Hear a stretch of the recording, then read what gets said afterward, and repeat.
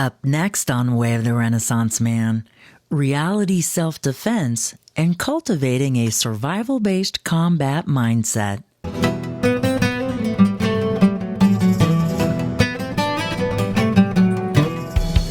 Welcome to the Way of the Renaissance Man podcast. This is a show about ideas, personal empowerment, and celebrating the rational life. Our goal is to help each other discover the tools needed to better focus our minds, integrate our thoughts with actions, and live the lives we really want. I'm your host, Jim Woods. Combat is a serious business. If you ever have to confront an assailant in a life or death physical struggle, what do you need to know to survive? In this episode, Jim speaks with expert combatives instructor Troy Coe, founder of Reality Defense Training, an Arizona-based self-defense academy that emphasizes what's called a survival-based approach to martial arts. In this fascinating discussion, Jim and Troy talk about the nature of combat, why scenario-based combat training is a must to prepare you for a real-world confrontation, and why you need to experience an adrenaline dump in order to learn how to manage the physiological stresses that occur during high-stress situations. If you value your life, and if you value the lives of those you love, it is incumbent upon you to learn how to protect and defend that life. Troy Coe is a man who can help you do just that, and you'll discover the myriad ways how in this deep dive into the martial mindset. And now, here's Jim's conversation with Troy Coe. So one of the principles that I live by and that the Renaissance Man, Way of the Renaissance Man espouses is the principle that life is a standard of value. And that means that anything that is conducive to a human life is the good, and anything that is negative to the human life or that is bad for a human life is the bad. Now, this can be played out in a lot of different arenas. Your diet, your exercise routine, what you put into your mind. But before you can do any of these things, and before you can even make a mistake, you have to be able to preserve the life. You have to know how to protect your life. And my guest today is an expert at helping people protect their lives. Troy Coe, welcome to the podcast. Thank you. Good to be here. Good. So I will have already given you a proper introduction that you deserve, but tell people what you do, and then we'll get into maybe how you got there, and we'll talk about the different martial arts myths and kind of fantasies and interesting things that that people like the martial arts for. So, well, I founded Reality Defense Training in 1994, and after I had a business partner prior to that, and I came to the realization that most people don't approach martial arts from a survival-based standpoint. This is what I do. There are essentially four types or forms of martial arts. You have exhibition, you have competition, then you have reality-based, and you have survival-based. Exhibition is like your Jackie Chan movies, things like that. The takeaway from that is, in real life, you don't get retakes. If you ever see a Jackie Chan movie, yeah, he does his bloopers at the end of the movie because he does all his own stunts. Yeah, you can't replay the fight, the real fight scene in the bar. Right, do over. Yeah. It didn't feel quite right. So, and then the competition, of course, the epitome of that today would be the UFC, things like that. But the problem is a lot of people look at that as this is how I would want to fight on the street, but there are rules, and even if you put one rule on that, and that rule is you can't, kill somebody because you might have to protect your own life. Right. It becomes a sport. And the reality base has become real popular about the last 10 years or so, where law enforcement military are using the right words, but then when they're applying the techniques they're trying to use in their defensive tactics or whatever it is, they're doing the same thing that they do in the sports. And those first three types of martial arts encompass probably more than 99% of all martial arts out there. Survival-based martial art is what we do, is the only concern is that you survive, period. And you will do whatever you need to do to survive, period. So there's no comma, it's a period. So you stop it right there. So that requires a mindset change, and the mindset has to be supported by proper technique and things that will actually work. Yeah, that's the thing that I really found intriguing about your system versus other systems, is because a lot of martial arts will tell you how to throw a punch, how to choke someone out, how to throw a leg kick. I learned all that stuff in my martial arts career, but the real thing, I think, for me at least, and you've confirmed this, you have to have a mindset that goes from I'm competing, I'm doing this technique, to I am going to win this battle of existence against another person. Mm-hmm. And that is a very difficult thing to cultivate, because you don't usually have that kind of situation. And you have to practice for it. You have to cultivate it. You have to cultivate a combat mindset. Now, I had the benefit of being in the military, so I knew that we kind of trained for that combat mindset as well. And we went through scenario after scenario, like on kill houses and in EOD type training, things like that, jumping out of planes. You get that combat ready mindset right away, and it's almost even though you're training for the most part, if you train like you really are fighting, which we did, then you are going to be able to cultivate that mindset. But it's very difficult, short of like a special operations kind of training regimen, to get that mindset going. So how are you able to help your students and your people do that? And that seems like would be the difficult task. Well, the best way to do that would be to run them through what we call adrenal stress scenario-based training, which is by default is what you do in the military. Jumping out of an airplane is not normal. Being in situations where guns are going off and whatnot is not typically normal. So you need to force a person to have an adrenal dump, because we live in a mostly civilized society, so we don't experience that very often. And we teach you to manage it. And because there are certain physical things that happen when you have an adrenaline dump, and they all feel bad. And that's the big problem with the mindset, is getting people to accept that fear is actually a good thing. And if there's a reason your body is feeling weak in the legs and upset stomach and heart pounding, short of breath, lightheaded, things like that, there's a physiological reason. It's actually good. And most people reason that if it feels bad, it must be bad. Then they try to suppress it, and you can't. It's the most powerful emotion we have. So it's so foreign for most people. And sometimes they call it fear inoculation, because when you're inoculated against something, it doesn't affect you as much. Right. So I'm sure you remember the first time you jumped out of an airplane, right? It was not quite as traumatic as the second, third, fourth, fifth, and so on, right? Right. So you just have to get people acclimated to it a little bit. Well, it's interesting because everything you said is just spot on. And I mean, you get the exposure you get to these different high stress situations allow you to cope with the actual real situation. So that if you train properly, when the actual real deal happens, it's easier than people would even think.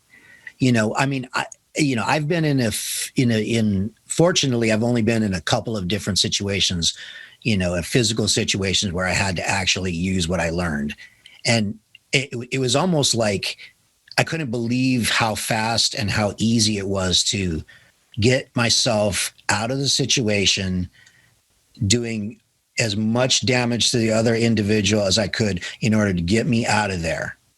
And it didn't take much. I mean, it took less than like 3 seconds to take care of my situation. And it was, but see, people watch the UFC and they say, oh, well, I'm going to go 5 rounds with this big guy at the bar. It doesn't work that way, because nobody goes any rounds with how many times have you seen a real fight that actually lasts more than just a few seconds? It doesn't do that. Not very often, usually because someone makes a mistake or wants to quit or whatever. Because like you said, the Jackie Chan things, he takes people slip and hit their heads. They fall on the ground, hit their elbow or something like that, and can't continue to fight. But done correctly, The engagement, I kind of giggled a little bit when you were talking about it was over in 3 seconds. Two of the founding concepts of reality defense. One of them is survival concept, and that's kind of mentioned that already. Right. The second one is maximum resistance. And basically, what I see a lot in these red man classes or these adrenal stress classes is people that are familiar with it, once they're incited, they will shove and get into a fighting stance like they're going to be sparring somebody for 5 rounds. And we rate them a little bit in the moment to make them say, this is dumb. If you have to put your hands on somebody, you got to put them on, like you said, as fast as you can. Immediately, as many times as you can. So that leads to what we call the 9-second rule. So once the physical altercation starts, we want this to be over 9 seconds or less. Now, I've had students ask me, like, why 9 seconds? It was an arbitrary number. It was the largest single-digit number. That's why I picked it. So it's kind of a joke. They say, okay, we'll give you 12 seconds, but will you hurry? But yeah, get it over fast. You got to get it fast. So yeah, the sooner the better. I mean, the sooner you can. I mean, there's so many things that could go wrong in an actual conflict situation that you do not want to be exposed to. You want to get the job done like lightning quick so that you can get the hell out of there, and get yourself and whoever's with you that you care about to safety. And sometimes you're in a situation where there's more than one of them and just you, and you need to get out of there. You need to do what you need to do and get out of there. I mean, of course, as you know this, I'm sure you would agree, the best survival tactic does not put yourself in those kind of situations in the first place. Yeah. And that's what I think people don't understand. They think that, conflict avoidance is somehow like knowing how to handle yourself in a fight. And that's part of it. But the only reason we train is if for whatever reason that doesn't work. Right. I've had people say to me, I've always been able to talk myself out, talk them off the ledge or whatever. And I'm like, that is awesome. Until the one guy you can't. Because somebody's going to say, okay, you done talking? Then let's go. Yeah. Exactly. So we do all the preparation for that, but there is kind of a skill set to avoidance and confrontation management. Right. It's this process of defusing and de-escalating potentially violent situation while preparing for it, you need to look like you're ready, but not ready. You know what I mean? Yes. So body language plays a big part in it. And people if you're not exposed to it, you don't know what it means. Right. Is that something that did you teach people at reality defense training? Yes. The confrontation management section, and I tell people it's a lecture, is all it is. And I say, this is the most important class that we teach you here, because they spend 99% of their time in my school learning how to crush people. That's all we do. But you want to have all that skill set so you are confident in trying to talk somebody off the ledge. And you see law enforcement people and people that don't know how to fight, they always overreact. And the sad thing about law enforcement, I'm taking a weird direction here, but it's most law enforcement agencies train their officers with liability in mind as opposed to survivability. That's been my experience. And because if you're a police officer and you hurt somebody and that person sues the department and wins, that comes right out of the department's budget. But if the officer gets injured on the job, that's state comp. Doesn't affect the bean counters, in the police department. And good Lord, if you get killed on the job, it comes into like a federal thing. So I think a lot of officers overreact because they don't trust their training at all, because the training they give them it's inadequate for their job.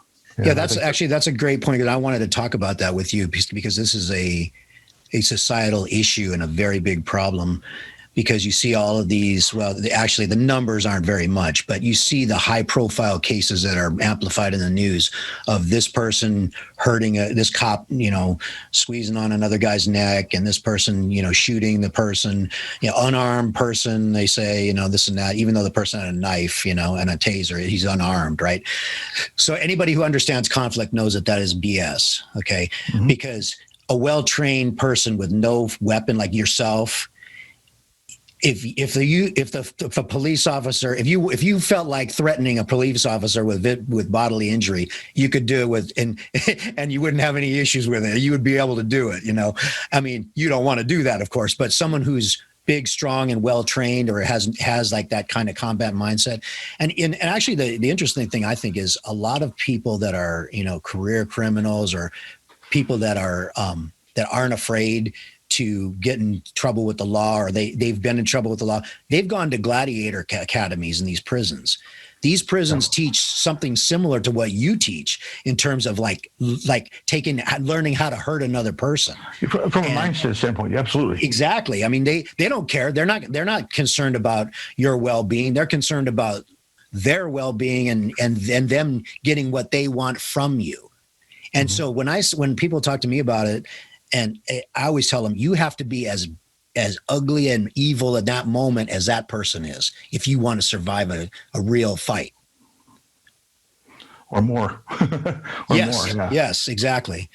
And it's hard for like an average person who doesn't, who's living his or her life in a rational way, doesn't want conflict. I certainly don't want that. I don't want to. The last thing I want to do this afternoon when I leave this show is go to the store and have to fight somebody. I don't want it. I don't want to do that. Unfortunately, most of us don't have to do that. But what if we had to? Are you ready for that? What if you had to? I have life insurance. I have fire insurance for my house. Okay. Was I mad last year that it didn't burn down? No. Was I mad that I bought that insurance? Right. And so no, but so that's why I think it's important. Like that's why I'm glad you're here, because I want people to understand that if you agree with the premise that life is a standard of value and you want to be able to protect your life and the people you value, you need to have some kind of mindset skills. You need to have, and some people, there's a lot of guys I know that are martial artists, and we've worked out together and things like that. And I hope they have that, that mindset if they ever had to be in a real fight. And I think some of them would, and some of them maybe wouldn't. But I mean, hopefully they never have to find out. That's but what true. If they do? Well, a lot of people, most people think they're tough and they're not. They think they know how to fight and they can't. That's just the facts of life. Right. And that's evidenced by all the YouTube videos you can watch when people are, throwing a punch that starts in New York and has a layover in Dallas. It's so huge. It's exactly. insane, and I kind of liken that to people that go to a sports bar on the weekends and watch football and they're screaming at the screen like they could do better than them, but yet they never played football in their life. I always find that funny. There's a lot of armchair experts out there that, and getting back to the police thing, to me one of the saddest things is if you watch YouTube videos of police being like overtaken by bad guys, or police getting, police shootings from perpetrators, things like that. The perpetrator is almost inevitably goes directly for either the gun or for the cop, and they win because they go directly at the situation. They don't mess around with any BS. They go straight they do a straight line right at what their objective is. And the cop is trying to protect the whole situation, like you said, manage it for liability, and that's going to cause you to lose. If you're in a real fight, don't play around. Right, you don't. But the reason that happens is police officers are required to utilize a force continuum, right? Right. And if you take the time to figure out, is this one of those times it's too late? Yes, exactly. The adage that you can alter a plan once the bullets start flying, but you can't create one. And that's the problem. And it's, unfortunately, law enforcement is being scrutinized very, very much. People don't realize how tough it is to be a cop. I mean, I've trained a lot of police officers. I have friends that are police officers. And because I do this, I'm in it, and I train officers to improve their survivability in the street. But they have only things they can do. But then when everyone's standing around with a camera, not helping, but a camera, and if the cop does something good, they erase it. If they do something bad, they post it up on some social media thing. It's just unfortunately us against them. It seems to me like I mean, there's these calls for defunding the police, and we gotta bar chokeholds and this and that. Well, first of all, as you know, a chokehold is actually a good tool of subduing a perpetrator, and it's one of the safest things, because what's the alternative? A billy club or a taser or a pistol. And the pistol is the one thing that nobody wants, because that's going to be trouble for everyone. And you're going to kill somebody when you could have just subdued them in a chokehold. And if you know how to apply a chokehold, that it's actually pretty safe. You're not going to hurt somebody if you're able to, once you feel the person kind of go limp in your arms. You let it go. I've been choked out many times by some of the best grapplers around. When in the late 80s, I used to train it with the Gracies at their house in Torrance. Okay, before they even were a big name, like in the martial arts, there was no UFC or any of this stuff, but I knew of them because I lived there and I lived in that area, and everyone kind of knew that. And if you were in the martial arts community, you knew that, hey, these guys are doing something interesting. And it's true, they were doing something interesting. And in fact, like, I never forget, because I was a pretty high levels kickboxer and we're trained with Benny the Jet, Urquidez, and some of the different like big guys, big guys in that. Remember him, Benny the Jet? He's still out there teaching. I saw some videos recently of some of his old fights. Yeah, and he would murder everyone in the UFC right now, because he was great. He's fantastic. He was a badass. He is a badass still. And training with him was a pretty eye-opening experience. And you got good real fast because he'd beat you up. He would like not take it easy on you. You ever heard of Steve Nasty Anderson? Yeah, Steve Nasty I trained with him for a long time. Right on. He came into the gym that I worked at in high school, that I worked out at. And I just had the opportunity to start sparring with him, working out with him, and I did. And it's about a year and a half. So nice. When I did the tournament thing, like everybody did back then. Right, yeah. We all did that. Of course, I got my butt kicked, and I was too stupid to not come back. So, so I got better. Well, it's funny, like but the point of that is, like, I thought I kind of thought I was a pretty good, like, on my feet, had some skills and stuff, and then I got on one of the first things you learn in jiu-jitsu is like that you really don't know anything about fighting when you're on the ground. With traditional martial arts, like I had like years of Shotokan karate, I had like, the kickboxing, the Western boxing, and I was good on my feet. But if you're on the ground, you don't really know. I never really practiced any of that. I never had judo or anything. So you realize that there's a hole in your skill set, but you also realize that, it's easy for you to get choked out and it's easy for you to choke someone out, or to apply some kind of submission hold, like an arm lock or something like that, But the problem, of course, with the real fight is you want it to be over before it ever gets to that point where you have to like do some kind of, like a high level jujitsu move on the person. You don't want to be able to do that because that's the time factor involved. Right. And you know what? I maintain that grappling of any sort has no business on a real street fight or on the battlefield. I mean, right. If you think about it, I don't want to be on the ground. And it doesn't mean that this stuff can't work. But if you are training under rules, and one of those rules is not gouging eyes or biting or ripping off ears or small joint manipulation, well, you're training to not do something. So right. At a minimum, it's going to create a hesitation. Okay, you may go, oh, this is a real fight, I can do this other stuff. But we train people to do against grapplers called the Ferocious Five: eyes, ears, fingers, groin, and bite. So that's the first thing we're going to do. You grab a hold of me, and I'm going to latch on to you like the face hugger from Alien. And the reason that's relevant because it doesn't let go till it's done, right? So right. Grapplers don't mind being close. But if I'm wrapped up with you, like in a blanket, you can't really do anything. So, and I can bite and gouge and all that kind of stuff. Doesn't mean you can't either, because I've had people argue with me about that. I go, that's fine. I'm not saying that we're the only people that do that. But that's the first thing I'm going to do when you grab me. But if you train 4 or 5 days a week in a dojo doing groundwork, you're not doing that. You're trying to do reversals and get in their guard on them, whatever you're trying to work on. Right. And that takes time. I've got, he's currently a Phoenix firefighter.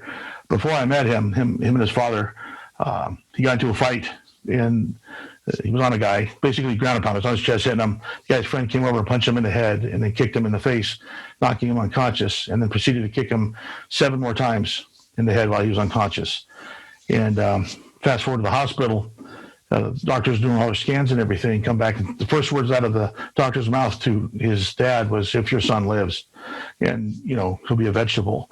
Fortunately, he's completely recovered. He is a little TMJ, but he's my poster child on why you don't want to go to the ground, because even if you're a better grappler than the guy you're fighting with, his buddy's going to kick your head in. Right. And so I don't want to be on the ground. So you're in a vulnerable position when you're on the ground, because it's one thing if it's just 2 people in the middle of the UFC ring and you're trying to employ your skills in jiu-jitsu against another person. That is definitely a cool thing to watch, and it takes like a lot of mental and physical acuity to do that. But the problem is you don't really want to be there when, like you said, when there's other guys around or there's other people around. You don't want to be in a position where you're on your back or even on top of the guy, because other people can come back on top of you. Now, I remember asking that one time to the Gracies about like, well, what happens if you have more than one attacker, that kind of thing, you know? And they did give me a funny answer and a good answer too.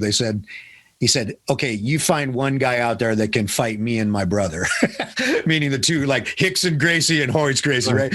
And first of all, it'd be very hard to defeat Hickson Gracie because that guy was a monster. They all were, man. Yeah, they all were. But here's the thing, though. Yes, of course, if you got two like world-class grapplers against one guy that doesn't know what he's doing, or one guy that's maybe they'll be able to overpower you. But guess what? 3 or 4 guys on one guy anyway is not very good odds for the one guy, you know. So that's even more part why you don't want to get in a ground fight. If you don't know if you have no high-level skills, why would you even want to be there? Yeah, and you don't know who you're dealing with. I've had people ask, well, that's kind of vicious and overreactive, isn't it? And absolutely not, because if I'm dealing with somebody, I don't know who it could be. I don't know what Royce Gracie looks like, right? So if I get a fight with him, I'm thinking, what do most people do when they get grabbed? They try to get away or they try to grapple back, right?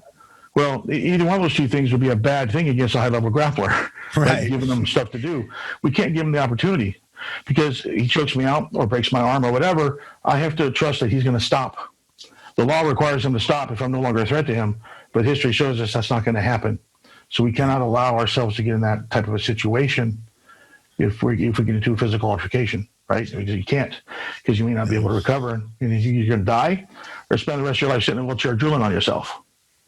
You know, I mean, that's how that stuff happens when people get their head smashed in so badly. Yeah. I think, I mean, you know, being out in the real world and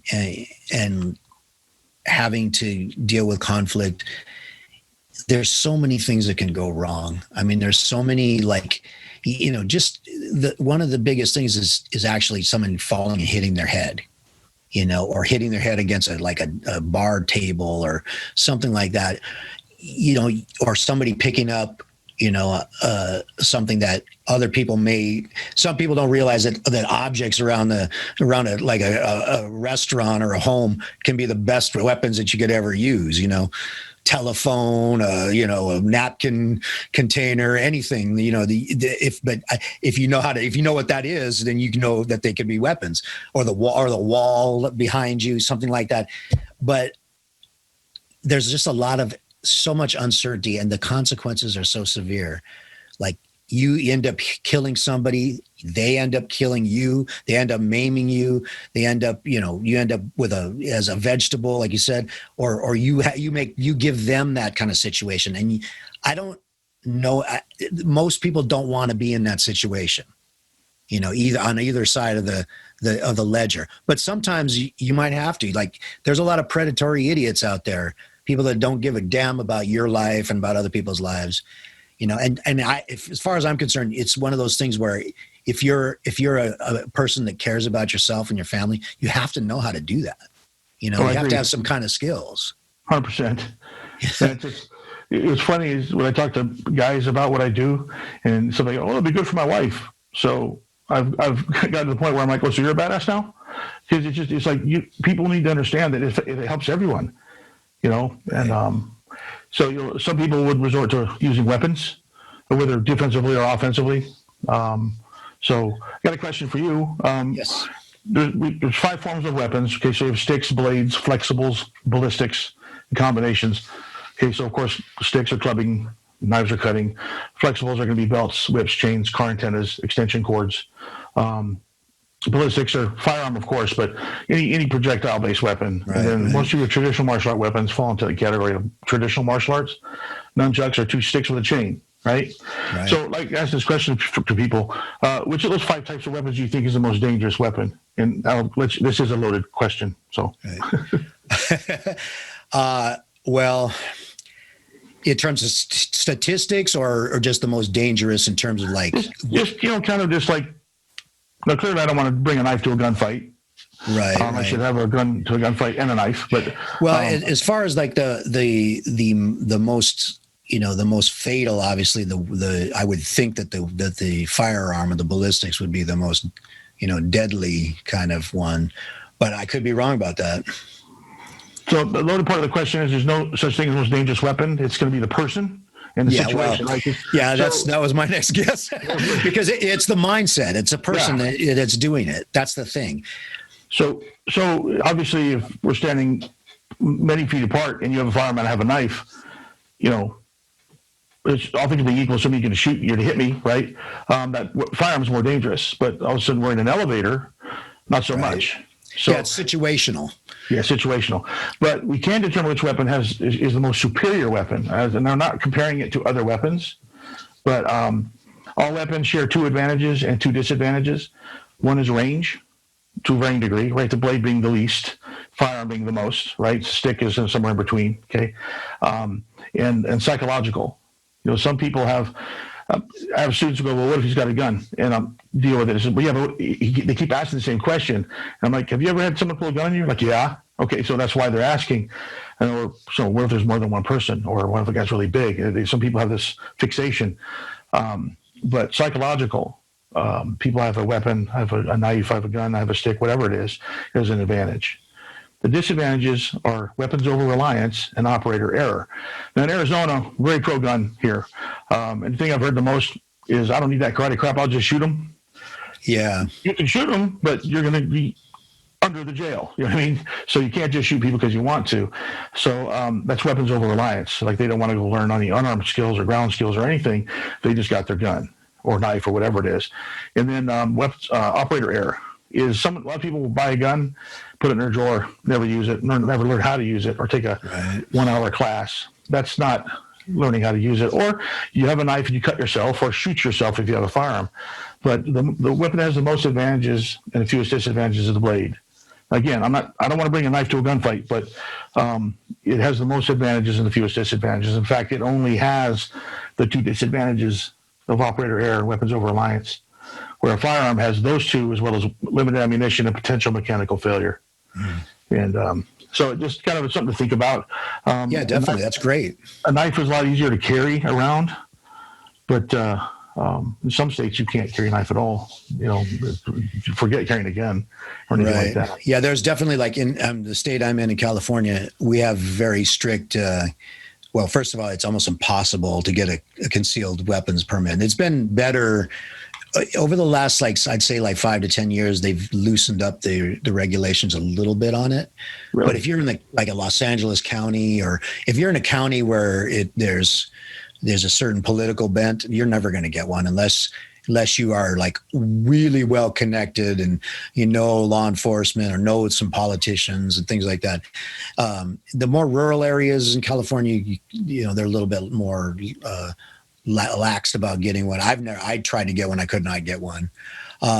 But here's the thing: you also can only carry up to a 3-inch blade, which is okay. I mean, I have a nice little 3-inch Emerson blade that I love, and it's worth every penny. I've never had to use it. So Emerson, it purposely has a full-size handle and a short blade. That's the one I have. Yes, that's awesome. Yeah, they're great. They're great. I'll put a link to it to the one I have on for podcast listeners on the website. It'll be a personal Jim Woods arsenal. And if you have any recommendations, I'm sure people would like to check it out. So let's talk about about some of the things that you do, because you mentioned we know you do the mindset training and hand-to-hand training as well. But walk me through kind of all of the different things that you teach, because I know you're a combatives instructor and you're basically your hand-to-hand, your knife-to-hand, your knife weapons, your firearms as well. And I know you've trained a lot of law enforcement, things like that. So tell me, kind of walk me through the different courses that you have at Reality Defense. Well, there's one of the defining concepts also is total approach. Basically, without getting too detailed, is combat of any kind is so vast. There's so many things you can do. You want to kind of at least recognize all of them. So the 5 forms of weapons I mentioned, the only weapons that we deal with offensively are going to be the stick, a fighting knife, but you can use any knife, and then firearms. I don't know how to use whips, but I guess you can hurt yourself. And I've done it with the traditional martial arts stuff that you will hurt yourself unless you practice. Right. Myself a lot of times with the head of nunchucks. It's probably what kept me out of the good schools. But then there's basically, when you start talking about unarmed, you have 8 ways that you can engage somebody, from direct attack to, grappling, trapping, things like that. So at least we expose the students to those things so that they don't get surprised. But over time, we get into, we trained all those. So reality defense is a complete martial art in that we want to view firearms usage as a martial art, because it is. It's a martial meaning war, right? Mm-hmm. So it's an implement of war, whether you're using your hands or your feet or your stick or knife or anything like that. But I have the first program is called FAST, F-A-S-S-T, Focused Applied Skill Set Training. About 3 years ago, people were coming into school just asking me I just want to learn what I need to know. I don't want to make this a lifestyle. So I put a program together, and I'm really pleased with it. So it's very direct, and you don't need a lot of stuff to defend yourself on the street. You really don't. You just need to trust and be good. Trust your technique and be good at what you're doing. So, but the the law enforcement training mainly is for survival. Officers using weapons, firearms, and a person doesn't comply, what do you do? Things like that. And one thing I think I did for a lot that I'm aware of is I'll run the officers through their training, and then we'll take a break, and I'll go, okay, guys, put your kit on. So this is their plate carriers and all their magazines, guns, helmets, everything else, because you're learning to do this in that environment. So you should know how to do it, what it feels like to do it with all that gear on. So, because, it changes your center of gravity quite a bit. Yes. So when we say reality defense training, we're dealing with the reality of things. So we don't sugarcoat anything at all. And, I've had a woman years ago ask me, says, what do I do if 12 guys grab me and tie me to a pole? And I go, you're probably going to be gang raped and killed. And she was like, looked at me with horror. What do you expect? You're going to do a ninja thing and kill everybody? No. There's some things you just can't override, but you can do the best you can with what you have. And the first question is, why were you there to begin with, right? So avoidance, which we were talking about earlier. And it's some people think that the martial arts are like the Chinese martial arts you see where there's magic and people floating through the air and all that stuff. Obviously, it's not like that. No. So, but dealing with the adrenal stress is extremely important. Really, really is. People just shut down in many cases if don't know what they're doing. They'll freeze. It's really weird to watch people walk around tough, cave like that. But we always get them through it. And by the time the class is over, they're just all revved up and everything else. Most of the time, they're not the same person that arrived at the school in the morning because they've changed quite a bit.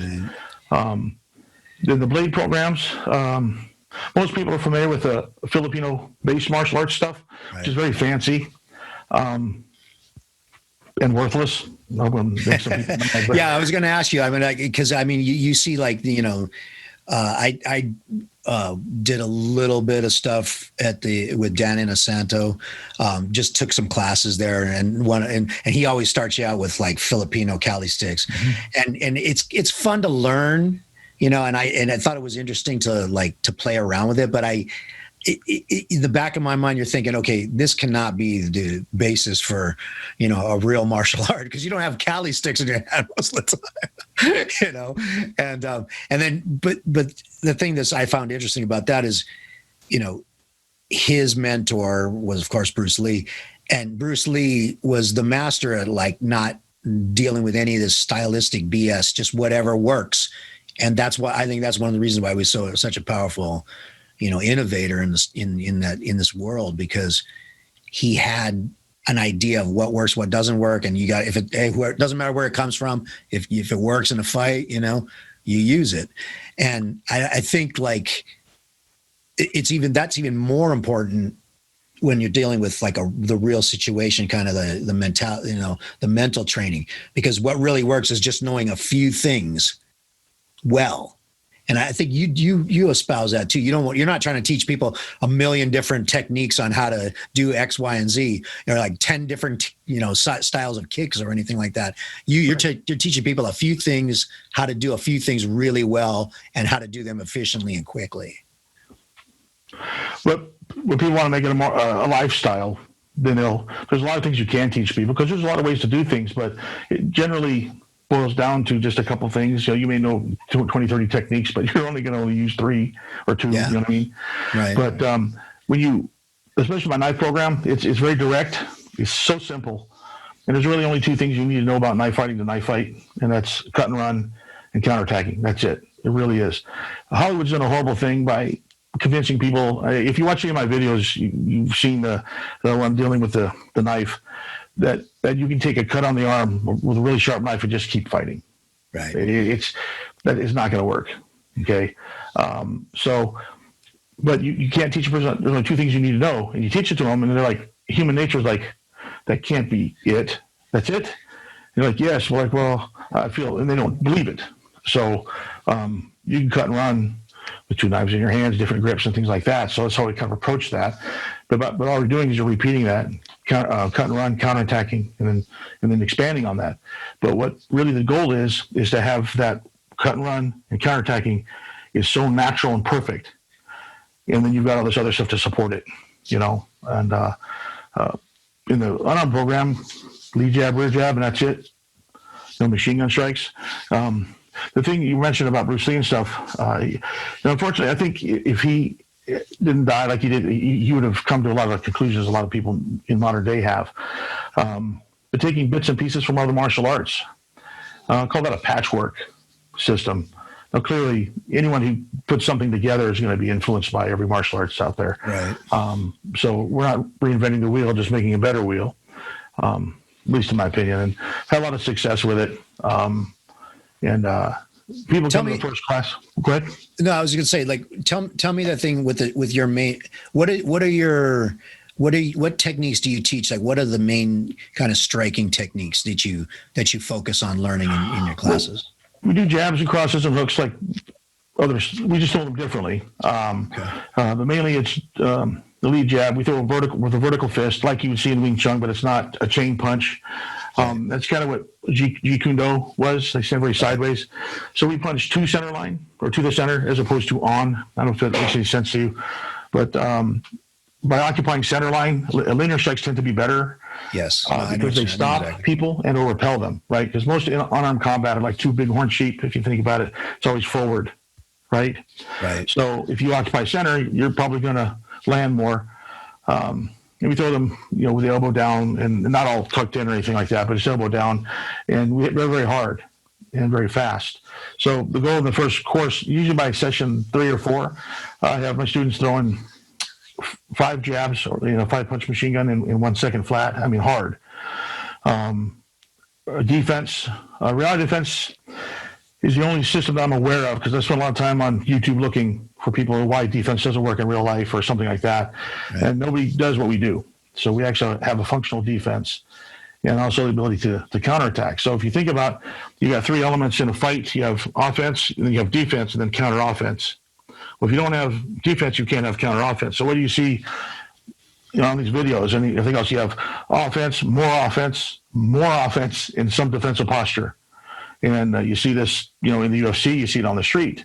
But rarely do you see somebody that actually deals with an attack and turns it around and just blasts somebody because people drop their hands when they punch, as we know. So we do a lot of work on that in the first course. By the time they're done, they're able to deal with a barrage of punches and be able to engage and move forward and just throw rapid fire strikes. And if you watch fighters, you watch them, they may start slow and compact, and it just get bigger and bigger and bigger. Like think of, not Muhammad, but Sugar Ray Leonard.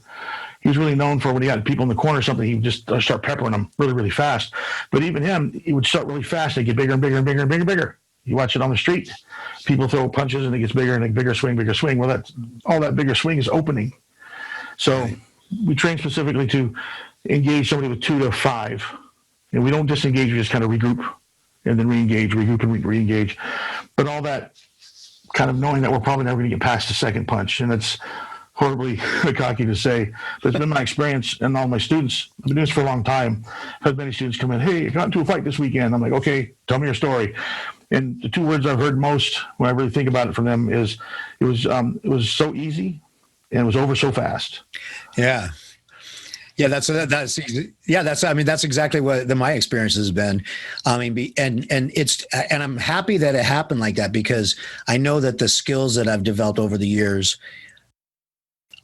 and I was able to apply them properly in a stressful situation, and it was easy. It was an elbow strike, and that was over. One elbow strike, Yeah. Yeah. I mean, one good landing elbow strike, and that's all you need, if you know how to deliver it.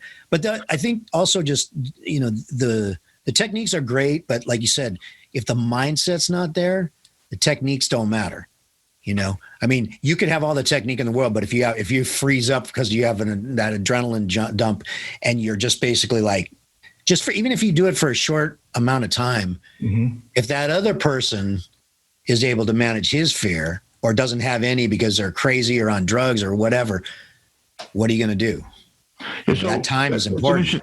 That's an interesting comment. But what if you both have the same mindset? Right. Then technique becomes important. Exactly. Yeah. Then it's whoever has the skills better than, exactly.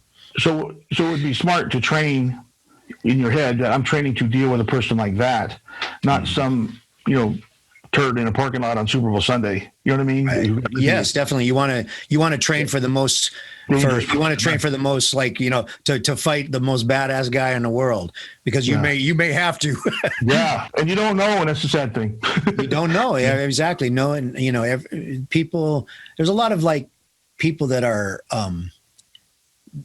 the average person that sees a big, huge guy that, like a linebacker looking guy, whatever, he might be a good, tough and works out a lot and, and carries himself like he knows what's up, but he might not know one first thing about any kind of fighting. He may not know anything about combatives. He might not ever, he might be like a wimp for all you know in terms of his mindset. But how are you going to know? Then there's another person out there that might be just an average, kind of guy, maybe average stature, everything, but the guy's a badass. Mm-hmm. I met a guy like that one time. I thought he was just some normal average guy. I was in my 30s. He was in his mid 40s, and we got to talking and stuff like that. And I find out this guy used to work for Mossad. He was an IDF instructor in martial art, and he did Krav Maga and things like that, other reality-based type of system. And, after talking to this guy, I was like, I would never mess with this guy, because this guy, and then, you knew he had that kind of mind. And he had been in combats for a long, many years and off and on, did different combat training and actual combat as a, Israeli agent. So you just never know. What if you run into that guy and someone, starts talking shit to that guy? You hope that they would not want to fight as much as you don't want to fight, because right. They respect their skill set. But, some people just don't learn, Yeah, that's true.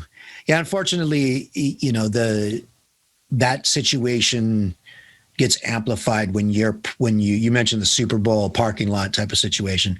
There are so many idiots out there that have a couple of drinks in them or more, and they're showing out for their friends and they're acting stupid, and they think that they can make a comment without any reprise, and just whatever they think they can just run over other people, and bully other people. And it's actually quite sad, because that really that probably they're not they're not really too skilled at whatever they think they are, and plus they're drunk, so they're they have beer muscles but no skills. They're slower automatically.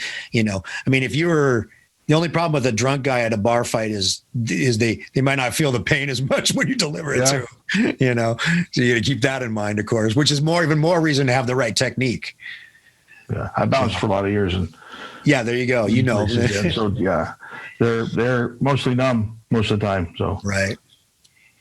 So how did you get all, give me a sense of your background. How did you get into this thing? How did you did you fall in love with like the martial arts when you were a kid, or how did you Yes. come about this?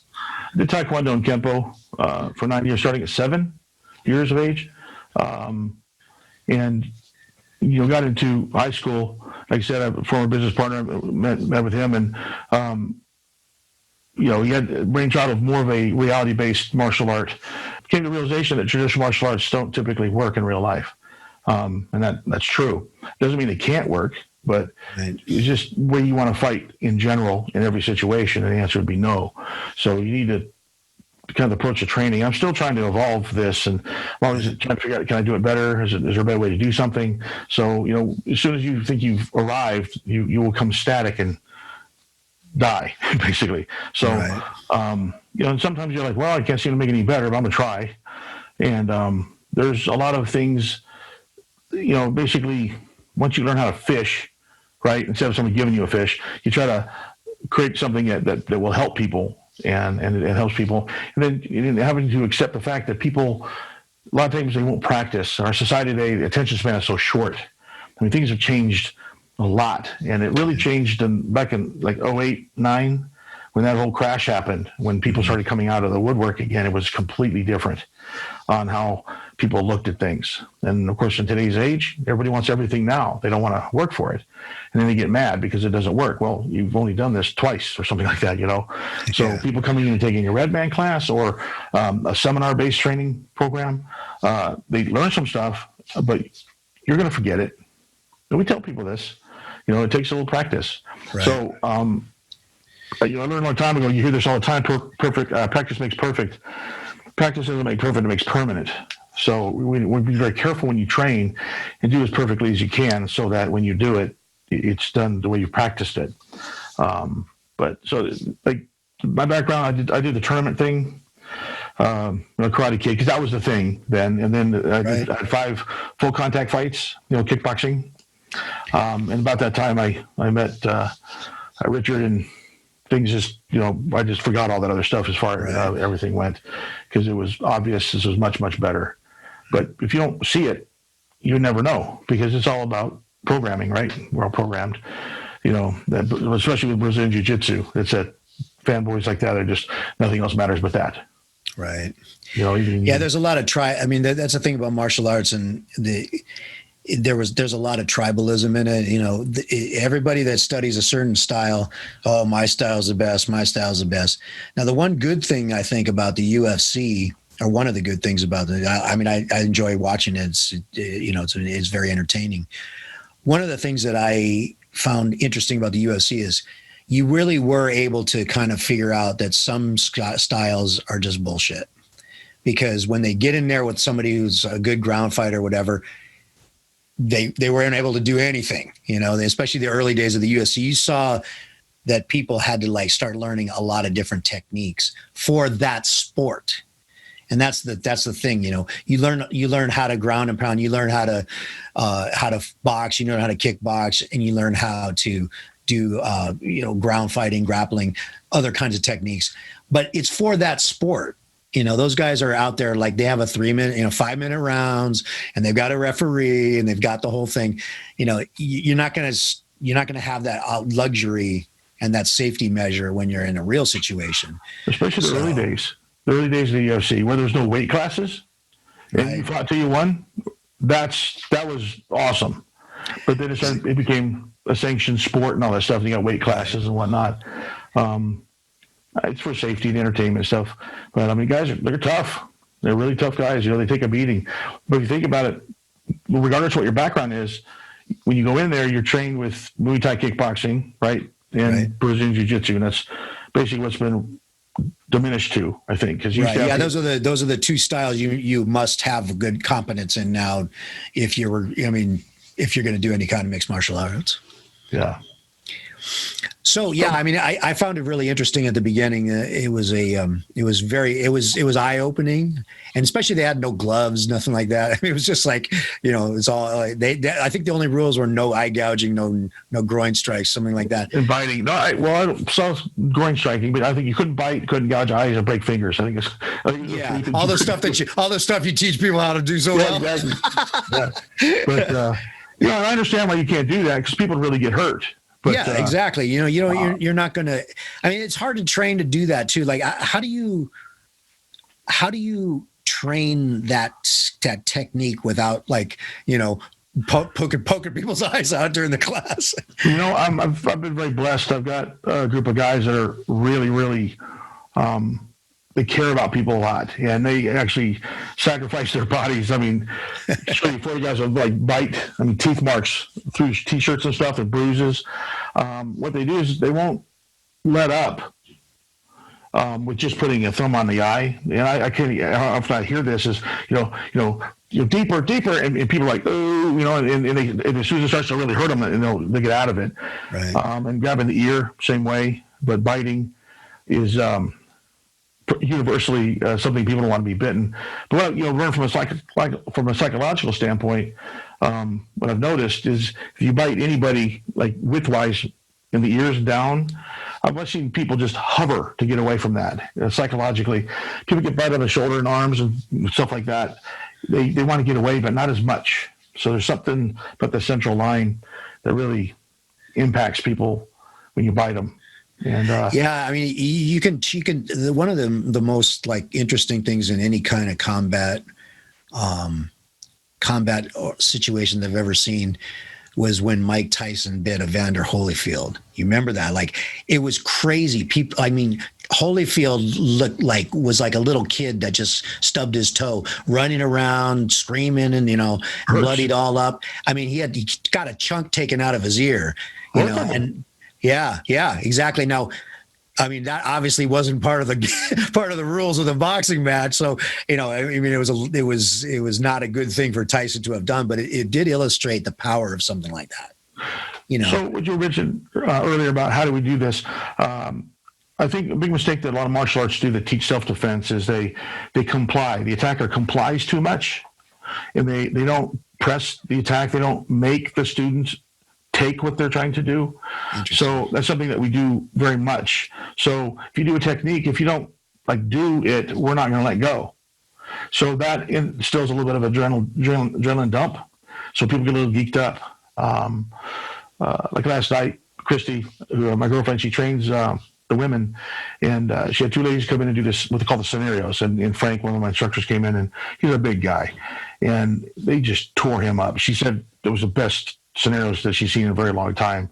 And if you think about honey badger, you say, honey badgers don't care. He doesn't give a shit. Yeah. So combining that with that face hugger from Alien. So just imagine that creature. So I'm not going to let go until I'm done. So that's the whole thing. People teach, get away. It's like, if you're there, do your damage. Make him want to get away. Right. And that works for men and women both. So when we train women, they learn how to do the grappling first, defense stuff, because more likely you have to deal with someone who's trying to manhandle them. Right. And then the men, we teach how to fight, how to punch and everything else. And then when they're done with that, we do the grappling side. Because if you know how to strike and you occupy center, you're very likely to avoid being taken to the ground. Right. Because you're going to be eating fists. Do you teach grappling in the traditional sense, like the jiu-jitsu sense, or do you? I don't. Not like that. And the reason is why is because I don't want to do that. Right. Our offensive grappling would be moving in and grabbing you and gouging your eyes. You know what I mean? We do offensively what we do defensively. Because if you train, again, when you qualify that, we do the takedowns, arm bars, and stuff like that. But we have to qualify your opponent to be a low threat level. Okay, so someone who's equally as dangerous as you or more dangerous as you, I don't want to try to grab. It's too dangerous to do that for all the reasons we talked about earlier. Right. So, so some people are, really a martial arts. Yeah, I am, because I don't have to do that to win. So if you try to do it to me, you're going to meet the same fate. you know? So again, that's the mindset part. I'm not going to grapple back. I'm not going to try to get away. If they're able to get a hold of me, if I'm not able to avoid it, then I'm going to accept it, and I'm going to start going for eyes and everything else. And I've had lots of jiu-jitsu guys, not in an adversarial way, just, you know, I would ask them to come in, they're friends of mine, to come in and show my students what they're going to do. So they would say, okay, this is what a jiu-jitsu guy is going to, this is how they fight. And then every one of them, well, this is a real fight. I'm going to do any of this. Okay. Then why learn to do it? Well, because I like the sport. Awesome. Right? But don't call it self-defense. Again, doesn't mean the person can't use it for self-defense. But the question is that logically the best thing to do every time? Well, no. For all the reasons, you know, we all know, because someone's going to come over and kick you in the head, or maybe he's a very high level grappler. And, you know, as a grappler, grappling is very technique specific. You know, you have to do it right or it doesn't work. You know, so yeah, it's hard to do it right too when you're not in the relative like sterility of a dojo. You know, you can't. I mean, it's and you know, and you have another person that is playing I mean, they're like. In jiu-jitsu they call it jiu-jitsu playing. You're a player. Jiu-jitsu play, you're rolling around with the person. They're trying to do something to you, you're trying to do something to them. Well, that's not going to happen if you really got in a combat situation. I mean, maybe if two like high-level jiu-jitsu guys actually got in a real fight, they do that. But I bet you it would be a little bit different if they actually got in the real fight, because they know that they don't have time to be messing around with like, you know, the beauty of the art.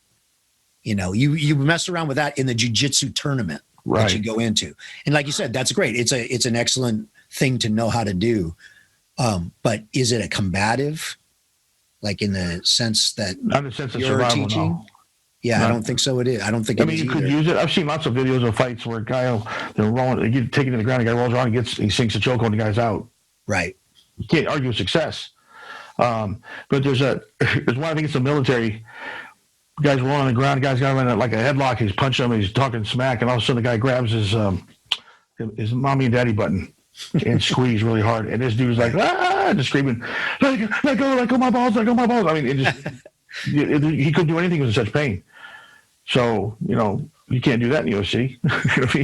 No, you can't. I mean, that's the thing. You have to, and you can't do that in a jiu-jitsu tournament or anything like that. So there's definitely like it's just a different level of kind of the way I see it is like there's the sport stuff, there's the exercise element, especially with like the kicking and punching and type of arts, and then with jiu-jitsu, it's definitely like a kind of almost like a mental flow kind of training kind of tool. You train like that because you're trying to outthink the other guy, out technique the other guy. It's all, like I said, it's all about technique. And a matter of fact, the more muscle and more anger you put into it, the worse you're going to do. Yeah, and I mean, the physical fitness, I mean, the endurance these guys have, man. Right. It's crazy. Exactly. But you don't want to have to test your endurance in a real fight. You want that sucker to be over, like you said, in 9 seconds or in 1 second if you can do it, Well, 3 seconds in your case. Yeah. Well, yeah, exactly. And it was just, it's one of those things where you want it to be lightning fast. Like think of like you mentioned, the honey badger in the animal kingdom. Whenever the animals engage, it's like lions or fighting, boom. They don't sit around and like pace around the other person or whatever. When those two things, like when they get into a conflict, it's like the aggression is just off the charts. It's like you can't even believe that two animals are like expending that much energy. But guess what happens? Usually the vanquished person knows he's vanquished. He walks away, and the animal walks away because they know they just got defeated. Good Lord, think of a house cat. They're all nice and purr and everything else, but when they fight, it sounds like a war's going on. I know.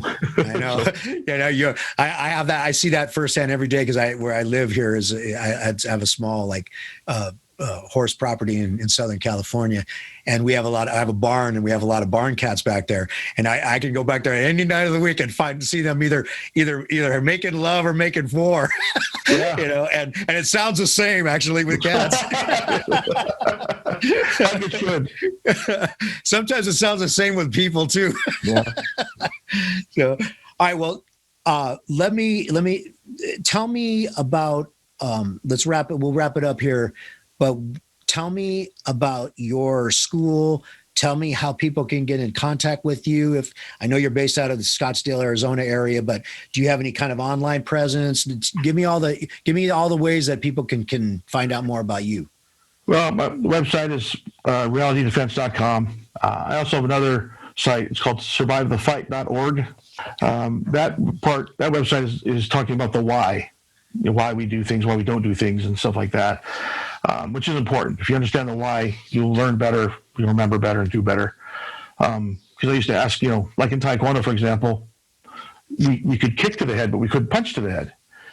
I'm 8 years old, 9 years old. I'm like, that doesn't make any sense to me. And then they look at it because it's too easy. I'm like, I don't see a problem with that either.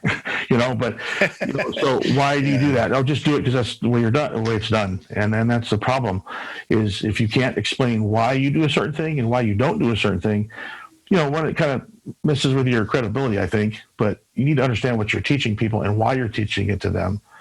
But I'll go to Facebook and Twitter and all that kind of stuff. Again, becoming more active on those platforms. But we're in Scottsdale, Arizona, by the Scottsdale Air Park, in the air park, and where our classes are set up are a lot different than probably you're used to hearing about. But set up for once a week. You come in 1 hour a week, and that's it. And we have open sparring on Wednesdays and Saturdays and things like that. But when you're not teaching people fluff, you could afford to teach them once a week and you just build. And the programs are progressive. So your first class, like for example, we teach offense, defense. Your second class, you learn to combine your offense and your defense, and then we keep adding on to that. And there are some sections that are blocks of training, and people can come in and take the knife program if that's what they're interested in, and do firearms training as well. And people in the Arizona or Phoenix area will know I have an arrangement with Cowtown Range, which is out by Lake Pleasant. That might not mean anything to you, but so we've reserved the range and learn our classes out there. We do rifles, pistol, shotgun, things like that. All from a tactical standpoint, do the marksmanship part to develop the skills and then apply it tactically. Right. Which is something that's one thing that's very difficult to do. Actually, I know people that can shoot really pretty precisely at a range, but you get them moving around and shooting, and you get them out in a tactical situation is very difficult because you're throwing stress into the mix as well. So it's the mindset thing. You have to have the skills and the mindset in order to win a gunfight as well as a real fight. Now, that's interesting. Okay. We're in October now. This month, we're also doing a tactical medicine and care program that's being taught by one of our students. He's an anesthesiologist and an intensivist, and he's a SWAT doc for Arizona Department of Public Safety. So it's really cool. That's going to be an awesome class. And when we do our Red Man classes, our fear management programs, they're generally done on a Saturday for 8 hours, and we cater all that stuff ourselves, but the whole purpose is to get people involved or into a adrenal state. And there's some focuses, like the primary one we do is like against ground fighting and stuff like that with the adrenaline and everything else. So we'll do unarmed weapons defense as well with the element of adrenal stress, multiple opponent, and so on. So I look forward to coming in and training with you. I think I would love to experience that kind of training with you, because I know you're one of the smartest guys in this industry, and if with your permission, I'll come see you soon. Absolutely. And you know what, if you could get a group of people together, I'll come to you. Okay, great. All right, well, I will have all of your contact information and the website posted on my website along with this interview. And Troy, thanks so much. I appreciate it. I enjoyed it very much. I just wanted to thank you for your service too. Well, thank you. You're more than welcome, my friend. Okay. All right. Thanks a lot, Troy. Take care. Way of the Renaissance Man podcast and lifestyle website are copyrighted 2020 by Jim Woods, all rights reserved. For more great interviews and Renaissance Man resources, visit wayoftherenaissanceman.com.